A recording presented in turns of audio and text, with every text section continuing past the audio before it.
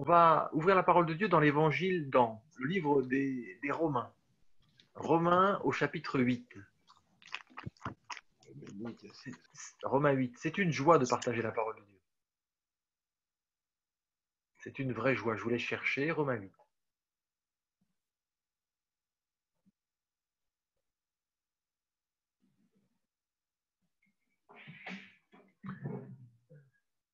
Poursuivons le même thème toute l'année, pendant 2 ans d'ailleurs, on aura fait ça, qui est le combat spirituel. Et là, on va aborder un autre aspect du combat spirituel qui n'est peut-être pas forcément connu, ou en tous les cas pas forcément abordé de cette manière-là. Et on va voir ensemble. Et je dirais que là, voilà, Romains 8, à partir du verset, c'est des passages que nous connaissons bien, à partir du verset 33. Qui accusera les élus de Dieu? C'est Dieu qui justifie. Qui les condamnera? Christ est mort, bien plus, il est ressuscité. Il est à la droite de Dieu et il intercède pour nous.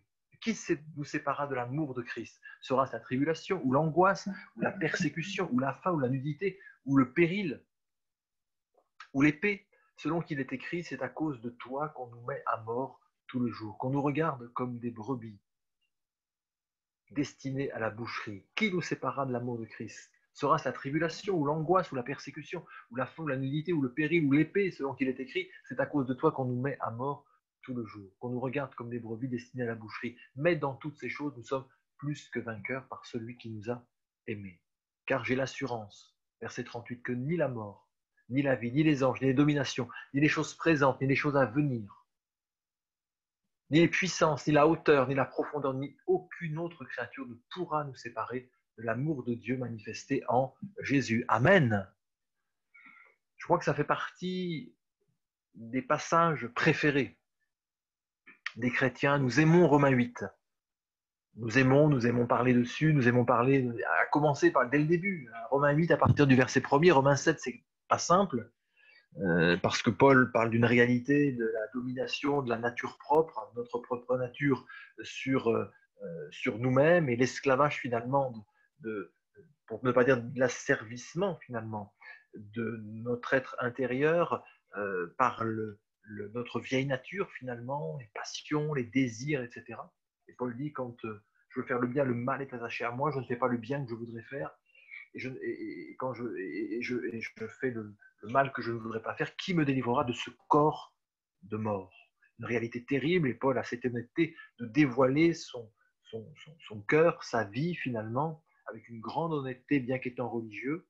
Mais à ce moment-là, il ne connaissait pas le Seigneur. Et c'est la vie de Christ, c'est pas la vie normale du chrétien, c'est la vie, j'allais dire, irrégénérée, sans connaître le Seigneur. Et c'est la vie quand on connaît le Seigneur, mais que Jésus n'est pas dominant en nous, qui n'a pas pris le dessus sur nous. Alors, c'est à ce moment-là notre nature qui domine. Mais le plan de Dieu pour nos vies, c'est Romains 8. Et nous aimons ça. Ainsi donc, et nous aimons tellement, et c'est vrai, alléluia, j'aime lire Romains 8. Il y a donc plus, c'est le sommet finalement. Vous gravissez la montagne quand vous lisez Romains, l'épître aux Romains, je vous encourage à le lire et à le méditer. C'est comme si vous montez sur la montagne, vous voyez, escalier, marche par après marche, et vous arrivez à Romains 8, vous êtes au sommet, vous avez une vue extraordinaire, c'est comme si vous étiez monté au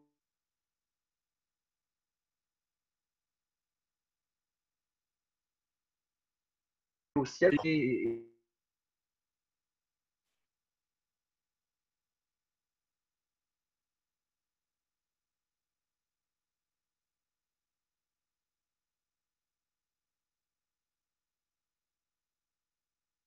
Verset 38, même à partir du verset 37, dans toutes ces choses, nous sommes plus que vainqueurs par celui qui nous a aimés. Nous aimons dans le combat spirituel de savoir qu'en Jésus, nous sommes plus que vainqueurs. Amen, alléluia. Pas simplement vainqueurs, mais plus que vainqueurs. Car Paul dit que j'ai l'assurance que rien, ni la mort, ni la vie, ni quoi que ce soit ne pourra nous séparer de l'amour de Dieu manifesté en Jésus. C'est un hymne de victoire que nous aimons chanter, que nous aimons lire, et nous aimerions nous arrêter là. Comme nous aimerions quelque part que le livre des Romains s'arrête là. Et je dirais que quelque part, c'est comme si parfois il y avait un blocage dans nos esprits, pour différentes raisons. que je ne maîtrise pas forcément, mais pour un ensemble de raisons, souvent nous bloquons là, nous arrêtons là. Et pourtant, il y a la suite. Il y a Romains 8, et puis il y a la suite.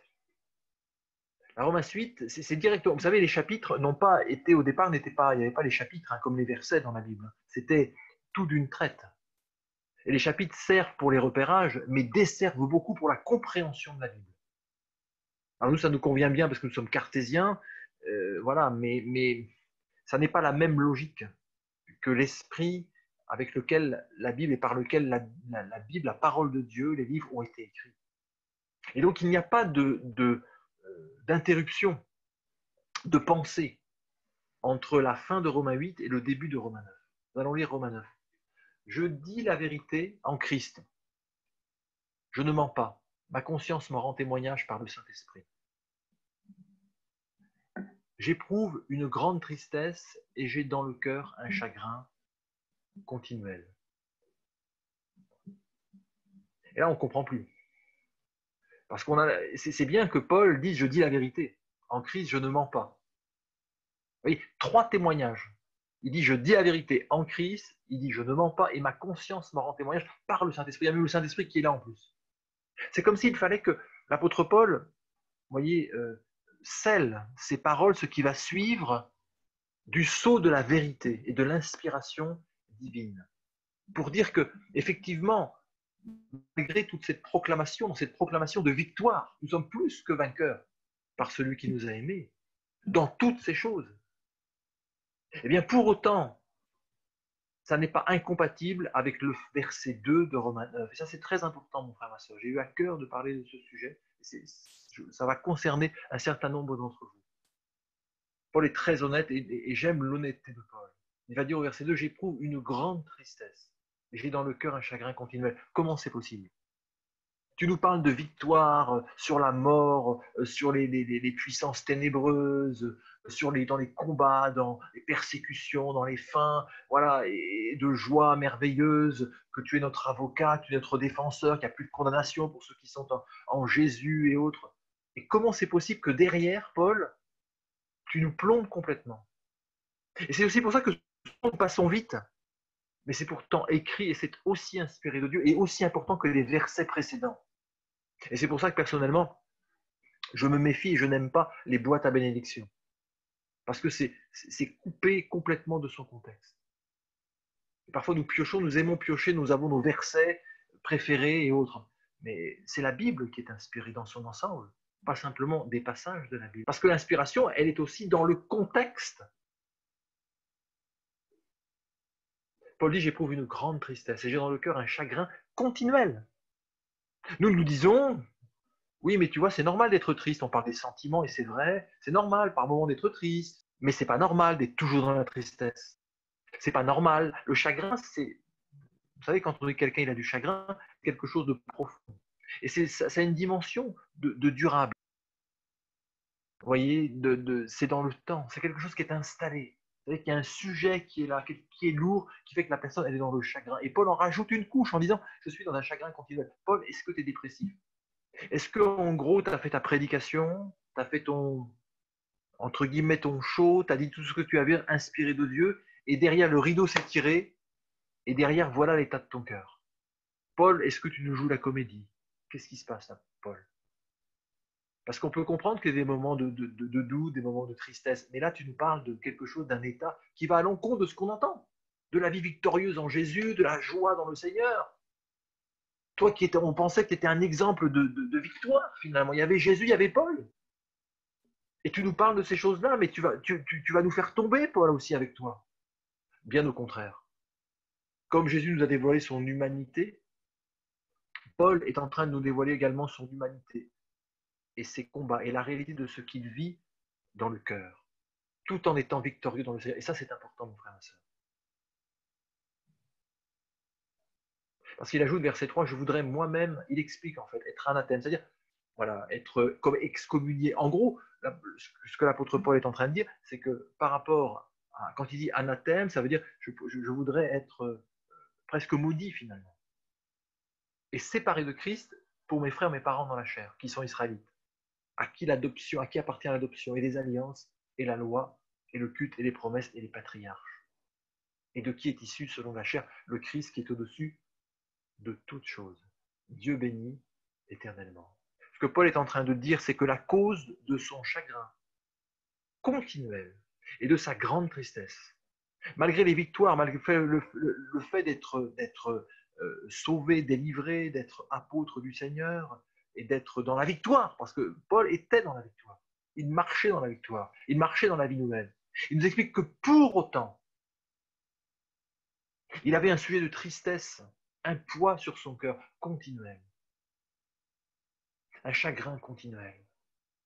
Et l'objet de son chagrin continuel, c'était la, la, la perdition de ses frères et sœurs dans la chair, c'est-à-dire les Juifs, qui pour la plupart ont refusé de croire en Jésus. Et pour lui, c'était quelque chose de terrible, parce que d'abord, c'était aussi ses frères dans la chair, c'était sa famille, c'était son peuple. Et il ne peut pas être indifférent. Lui, il est sauvé, mais on sait quel sort ils lui ont réservé. Quel sort ils lui ont réservé. Et pour Paul, c'est une grande souffrance. C'est-à-dire, ce que Paul dira dans Acte, on le voit, un passage dans Acte 19, je crois, à partir du verset 4, il me semble que Paul se trouve à Corinthe, et il est dit, Acte 19, 4, Paul discourait dans la synagogue chaque sabbat, il persuadait des Juifs et des Grecs. Quand Silas et Timothée furent arrivés de la Macédoine, il se donna tout entier à la parole, attestant aux Juifs que Jésus était le Christ. Oui, il s'adresse aux Juifs. Les Juifs, parce que jusque-là, il s'adressait plus particulièrement aux Juifs. Les Juifs faisaient alors de l'opposition et se livraient à des injures. Paul secoua ses vêtements et leur dit que votre sang retombe sur votre tête. J'en suis pur. Dès maintenant, j'irai vers les païens. On va dire, hop, terminus, bon débarras. Non. Pour lui, c'est une souffrance terrible, dont il ne fera jamais le deuil, et dont nous ne pouvons pas faire le deuil. Et je voudrais te dire, mon frère, ma sœur, qu'il y a des chagrins qui sont là dans notre cœur, qui peuvent être liés à notre famille. Je ne sais pas ce que tu as vécu, je ne sais pas ce que tu vis, mais c'est normal dans certains cas.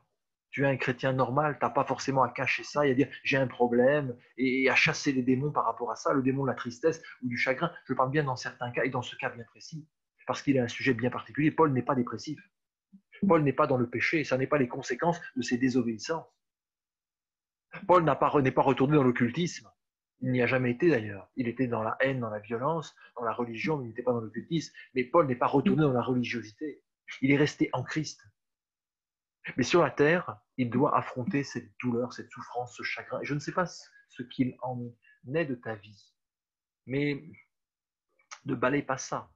Ne tombe pas dans la pensée positive, mais intègre ça quand tu viens dans le Seigneur.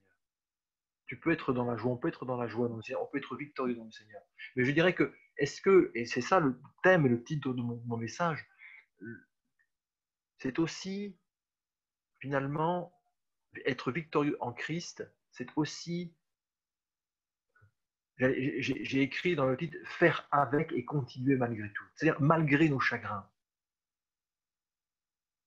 quelle qu'en soit l'origine. Malgré surtout s'ils ne sont pas liés au péché, évidemment, à la désobéissance. Malgré nos tristesses et les sujets de tristesse réels. Continuer malgré tout à avancer dans le Seigneur, à croire en ses promesses, à servir le Seigneur. Et ça, c'est remporter une victoire formidable.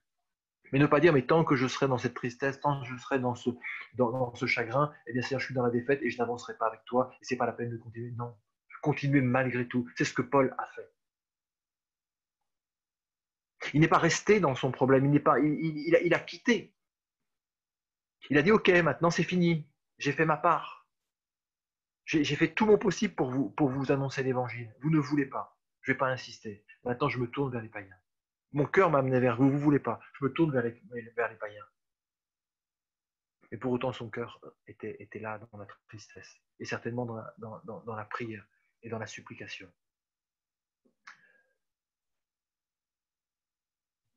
intègre cette réalité.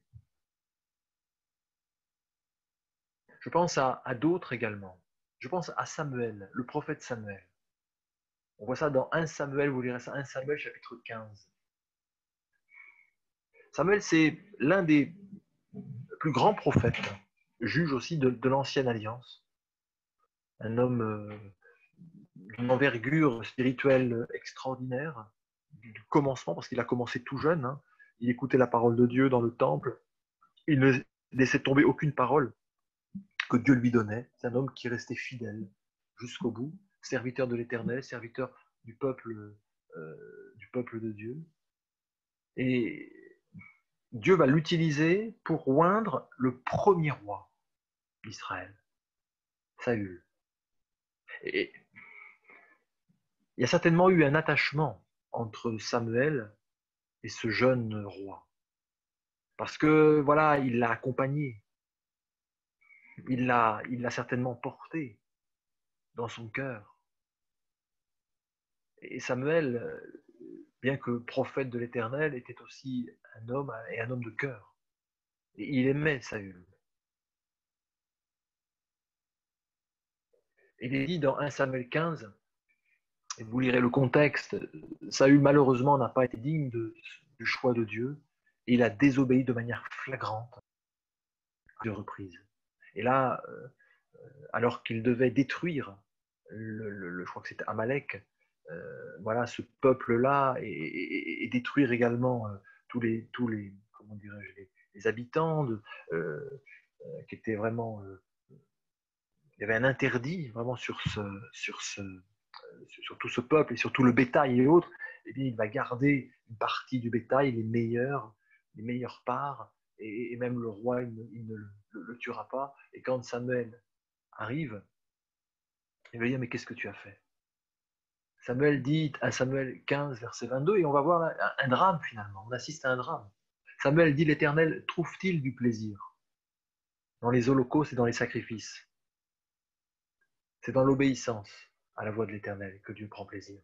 Voici, l'obéissance vaut mieux que les sacrifices, et l'observation de sa parole vaut mieux que la graisse des béliers. Et poursuit, la désobéissance est aussi coupable que la divination, et la résistance ne l'est pas moins que l'idolâtrie et les téraphins. Puisque tu as rejeté la parole de l'Éternel, Dieu te rejette comme roi. Alors Samuel va plaider, Saül va plaider pour essayer de rattraper l'affaire auprès de Samuel. Voilà, on découvrira que ça n'est pas sincère du tout. Et Samuel va dire à Saül, parce qu'il demande, Saül demande à ce que Samuel vienne le suivre, finalement. Et Samuel dit, je ne retournerai pas avec toi, car tu as rejeté la parole, et l'Éternel te rejette, afin que tu ne sois plus roi sur Israël. Et comme Samuel se tournait pour s'en aller, Saül le saisit par son manteau, qui se déchira. Samuel lui dit, l'Éternel déchire aujourd'hui de dessus toi la royauté d'Israël, et il la donne à un autre qui est meilleur que toi. On assiste à une scène terrible là. C'est un déchirement physique, mais un déchirement pour Saül, et également un déchirement pour Samuel.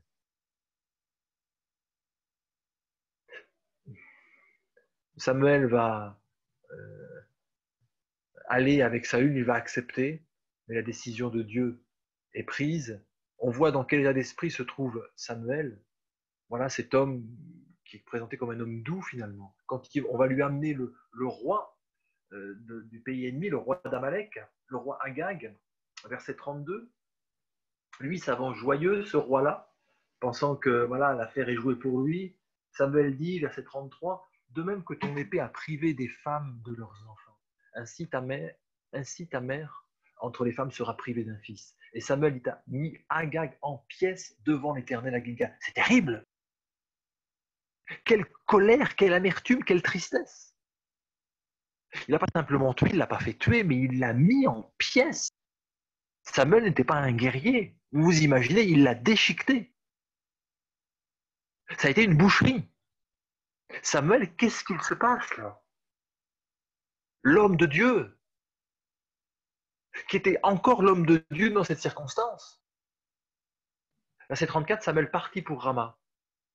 Et Saül monta dans sa maison à Gibéa de Saül. Verset 35, Samuel n'alla plus voir Saül jusqu'au jour de sa mort. Car Samuel pleurait sur Saül parce que l'Éternel se repentait d'avoir établi Saül roi d'Israël. Le déchirement de Saül. Il a obéi à Dieu. Et vous savez, parfois, il y a des sujets de tristesse, nous obéissons à Dieu. Mais ça amène à prendre à faire des choix, à prendre des positions. Nous les faisons parfois parce que nous obéissons à Dieu, mais à quel prix? Et c'est dur pour Samuel de ne plus voir Saül, de savoir que Dieu l'a rejeté, c'est très très dur. Et Samuel va pleurer, il va pleurer sur Saül. Ça n'est pas un caprice, parce que pour lui c'est une grande souffrance, une incompréhension. Et vous voyez, j'ai mis Samuel avec son Saül. Mais vous voyez, c'est un petit peu parfois nous face à nos projets, aux projets de nos cœurs, qui échouent, qui avortent ou qui n'aboutissent pas, y compris dans le Seigneur. On y avait mis tout son cœur. On y avait mis toute son énergie. On avait bien fait les choses. Et puis, ce projet, il tombe à l'eau. Il avorte pour différentes raisons. Et parfois, c'est même Dieu qui l'avorte, qui le fait avorter. On ne comprend pas. Ou il y a tel ou tel bâton dans les roues. Et c'est une grande souffrance. Et nous pouvons, comme Samuel, pleurer aussi. Pleurer sur notre Saül. Je ne sais pas ce qui peut te faire pleurer. Il y a des choses qui échouent. Il y a parfois des relations qui échouent. Il y a parfois des projets.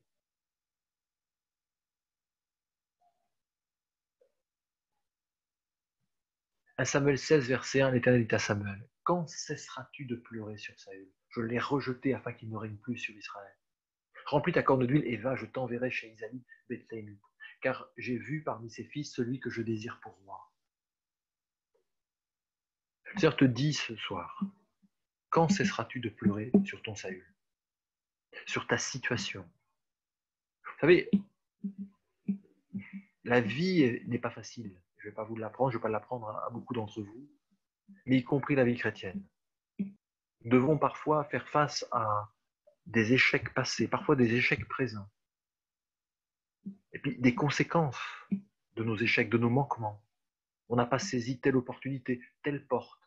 On peut se retourner, on peut se dire, tiens, par rapport à ma famille, par rapport à mes enfants, j'aurais pu faire comme ça, j'aurais pu faire comme ça. Et puis il y a des conséquences, et puis il faut vivre avec. Et c'est pas toujours facile. Parfois nous avons mal réagi. Et c'est pas facile face à ça. Et nous pourrions aussi, comme Saül, comme Samuel, nous arrêter là-dessus et pleurer. Et oui, on peut pleurer dessus. Mais Dieu te dit, quand cesseras-tu de pleurer? Lève-toi. Remplis ta corne de l'huile. Avec Dieu, c'est un Dieu d'espérance. Amen. Le Seigneur te dit, c'est pas simplement cesse de pleurer, n'y pense plus, mais Dieu a un autre projet. Ça s'est fermé pour X raisons, peut-être même de ta faute. Si tu as un cœur repentant, sincère, tu reconnais tes fautes, tu reconnais que tu n'as pas forcément bien agi, que Dieu est capable d'ouvrir une porte d'espérance, parce qu'il est le Dieu de l'espérance. Il dit, remplis ta corne d'huile. Repars. Lui, ça nous parle du Saint-Esprit. Remplissez-vous d'esprit. Reviens à la source. Parce que j'ai une autre mission pour toi. C'est pas fini. Peut-être ça va être différent de ce que tu pensais. Oui, Saül, c'est fini. Mais c'est pas la fin pour toi. Parce que Dieu a un autre projet pour toi. Il a un David pour toi. Amen. Dieu a toujours un David pour nous. Si Saül est mort. N'oublie jamais ça. Arrête de pleurer sur le passé. Arrête de pleurer sur tes échecs. Arrête de pleurer sur telles choses qui se sont fermées, sur les portes, sur des gens qui sont opposés, etc. Arrête de pleurer. Mais lève-toi parce que Dieu a un David pour toi. Amen. Arrête de pleurer sur une relation qui s'est mal passée. Parce que Dieu a quelqu'un d'autre pour toi. Il a un David pour toi. Et puis, pour terminer, je voudrais parler de Jésus. Jésus, l'homme sans péché, l'homme parfait, parce que il a appris l'obéissance par les choses qu'il a souffertes, mais il n'a jamais commis de péché. Il a été victorieux en tout. S'il y en a bien un qui a été victorieux absolument en tout, c'est Jésus. On parlait de Paul, on parlait de Samuel, qui sont des hommes de Dieu d'une pointure exceptionnelle. Mais Jésus, bien évidemment, surpasse tout. Il est Dieu manifesté en chair. Et il a vaincu avec les mêmes armes que nous, les mêmes moyens que nous. Là où nous avons échoué. Cependant, Jésus aussi aura ses tristesses. Jésus aussi aura ses pleurs. Nous parlons souvent des pleurs de Jésus devant Lazare, enfin, en tous les cas devant le tombeau de Lazare. Mais Luc 19, versets 41 à 44, Jésus va pleurer aussi. Et ce ne sont pas des pleurs d'espérance, ce sont des pleurs de profonde tristesse, de grand chagrin aussi. Parce que par rapport à Lazare, c'est un autre sujet, mais Jésus pleure en entendant les gens pleurer. Il est ému de compassion parce qu'il est touché par la tristesse des gens. Mais il sait ce que Dieu va faire pour Lazare. Donc il est plein d'espérance. Mais malheureusement, il sait aussi ce que Dieu va faire par rapport à Israël, par rapport à son peuple.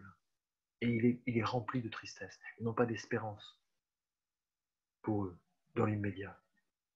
Comme il approchait le 1941, comme Jésus approchait de la ville, Jésus, en la voyant, pleura sur elle. Et dit, si toi aussi, au moins en ce jour qui t'est donné, tu connaissais les choses qui appartiennent à ta peine, mais maintenant, elles sont cachées à tes yeux. Il viendra sur toi des jours où tes ennemis t'environneront de tranchées, t'enfermeront et te serreront de toutes parts. Ils te détruiront, toi et tes enfants au milieu de toi. Ils ne laisseront pas en toi pierre sur pierre, parce que tu n'as pas connu le temps où tu as été visité. Jésus a eu ses échecs, et comprenez bien ce que je veux dire. Du côté de Jésus, il n'y a jamais d'échec. Mais à partir du moment où nous sommes impliqués, eh bien, il faut être deux. Euh, quand il y en a deux qui sont en cause, il faut être deux. Et l'échec peut venir à partir du moment où nous ne rentrons pas dans le projet, où nous nous arrêtons, où nous faisons demi-tour, où nous dévions. Et Jésus était venu pour sauver d'abord les brebis perdues d'Israël. C'était sa mission. Mais dans la souveraineté de Dieu, dans le plan de Dieu, ça intégrait aussi la liberté de l'homme. Et dans l'équation, c'est ça qui a fait échouer. Mais cela dit, Jésus n'a pas pu ramener les brebis, la plupart des brebis perdues d'Israël. Et pour lui, c'est une grande tristesse, c'est un berger. Le berger rassemble. Il est d'abord venu pour les brebis perdues d'Israël. Et pour lui, c'est une grande souffrance. Il sait ce qui va se passer, les conséquences, comme il y a des conséquences au péché. Et Jésus va pleurer. Pour autant, ce qui l'animera toute sa vie, c'est la joie de l'Éternel. C'est la joie de Dieu. Et on va terminer là, je voudrais que tu intègres ça. Le combat spirituel, les victoires, être victorieux dans le Seigneur, c'est aussi accepter, sans le nier, sans tout spiritualiser, alléluia et compagnie, mais en intégrant aussi des vrais sujets qui pour nous peuvent être des sujets de souffrance, de tristesse. Tu as pu vivre une trahison, tu as pu vivre un abandon, tu as pu vivre une maltraitance,